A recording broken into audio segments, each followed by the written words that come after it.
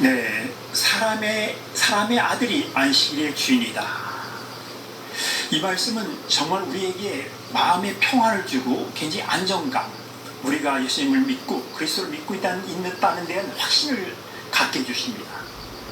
그런데 요즘 세상은 너무나 다양화되고 다변화됐고 세계화돼서 그 안에서 너무나 똑똑해졌어요.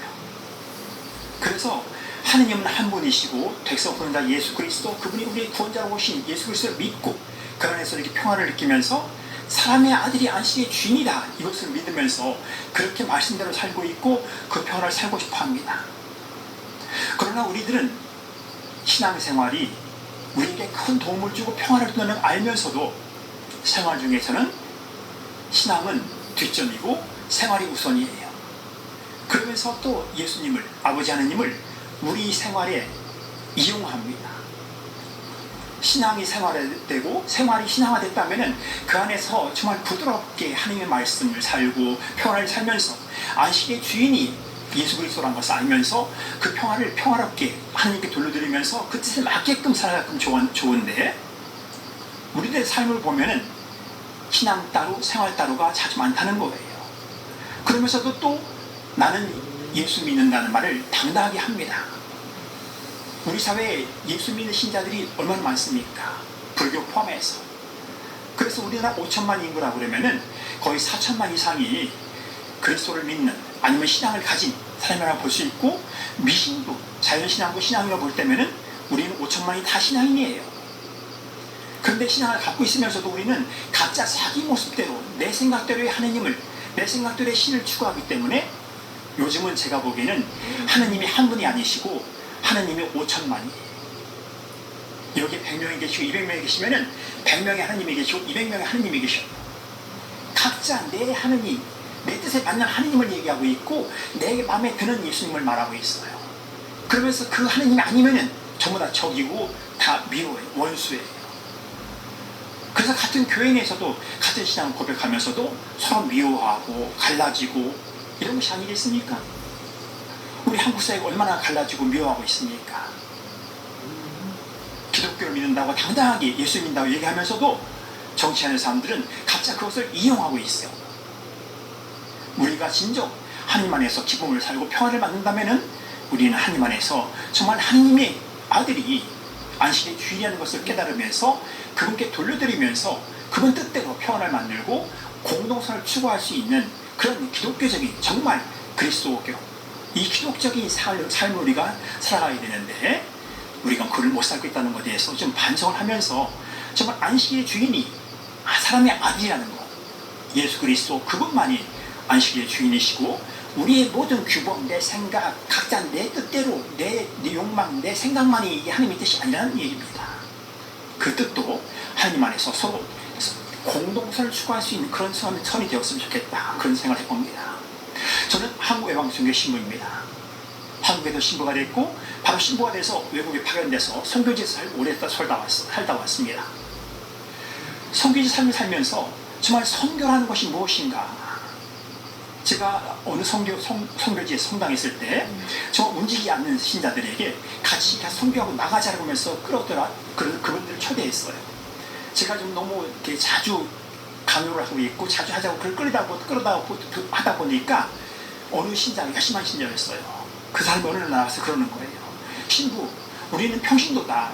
너는 신부니까 선교는 신부 수정하는 것이지 우리는 평신도니까 우리한테 너무나 많이 시키지 마라, 뭐 이런 말을 하는 거예요. 그 말을 듣고 좀 충격적이었습니다. 선교라는 것, 이게 신부가 하는 것이고 수녀하는 것인가? 그럼 나는 무엇이지? 나는 열심히 해야 되고 그럼 저 사람들은 안 해도 되는 건가?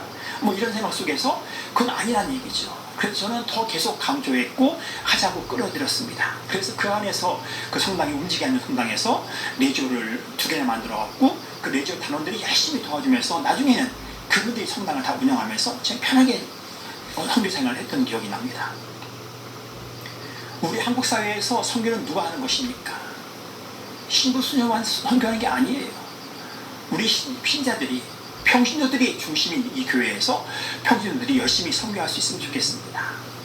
개신교에서 11조를 많이 냅니다. 뭐 가끔 부작용에 대한 말도 나오긴 하지만 개신교 신자들이 11조 내는 목적은 선교입니다.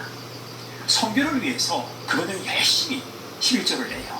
먼저 월급을 타면 10분의 1을 탁 띄어서 교회에 내는 것부터 그들은 실천하고 있습니다. 선교하기 위해서. 우리 가톨릭 신자들은 선교에 대한 어떤 감각이 없어요. 그냥 나만 살고 있고 우리끼리만 살고 있는 이런 끼리끼리 집단이 된 거 아닌가, 그런 반성을 좀 해봤으면 좋겠습니다. 우리도 선교해야 됩니다. 실제로 내지 못할 망정 어떻게든 우리가 도움을 줘서 교회에서 선교할 수 있도록 우리가 움직여야 됩니다. 선교의 삶은 우리의 신앙의 목적입니다. 신앙의 선교를 살 수 있도록 우리가 좀 더 생활의 생활 중에서 신앙을 기쁘게 살았으면 좋겠다, 그런 생각을 해봅니다. 그래서 저는 한 가지 제안을 합니다. 저는 라디오를 차를 타고 다니는데 항상 평화방송에 채널을 맞춰놓고 있어요. 좀 듣기 싫을 때는 소리를 줄여놓고 항상 켜놓습니다. 라디오를 키면은 제가 차를 운전하게 되면 항상 평화방송 틀어있는 것이지요. 항상 평화방송 틀어놓더라도 전기세 기름 많이 안 나갑니다. 우리가 진정 선교를 하고 싶다면은 평화방송을 잘 틀어주고 가톨릭 신문을 보고 평화신문을 보면서 평화방송 TV를 보면서 우리가 그만 틀어놓는다 하더라도 자연적인 선교가 된다고 들었습니다. 그래서 집안에서도 평화방송 TV를 틀어놓고 자주 그걸 보면은 그것도 선교가 되는 것이 아닌가. 선교라는 데에서 좀 더 우리가 관심을 가지고 우리가 직접적으로 나가서 선교를 못할 망정 12조를 내면서 열심히 선교하자고 뛰어다니지 않을 망정, 우리 선지교 신자들도 선교에 나설 수 있는 그런 마음을 가지기 위해서라도 평화방송 라디오를 틀어놓고 평화방송 TV를 틀어놓고 항상 틀어놓고 있으면서 정말 평화방송을 통해서도 선교할 수 있는 길을 열어왔으면 좋겠다, 그런 욕심을 가져보았습니다. 안식일의 주인은 사람의 아들입니다. 예수 그리스도, 그분이 오셔서 우리를 살게 해주셨고 그분의 안식의 주인으로서 기쁨을 살라고 우리를 초대하셨습니다. 그분께 보답하는 마음으로 선교에 대해서 관심을 가지고 좀 더 우리의 선교의 열정에 우리 마음을 더 섰으면 좋겠습니다. 아멘.